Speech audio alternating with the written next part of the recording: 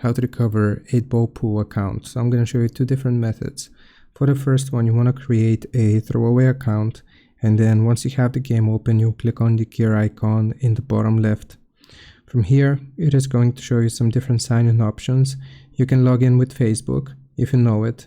You can log in with Miniclip ID, and also you can sign in with Apple. Now I'm using Apple to sign in, that's why it's not an option for me, but you can use your Facebook or Miniclip account to log in if you know your information. And let's say that you don't know your information, what can you do in that case? If you don't know your account information, you will Google search for 8-ball pool recover account, and it's going to show us this: I lost my account, how can I recover it?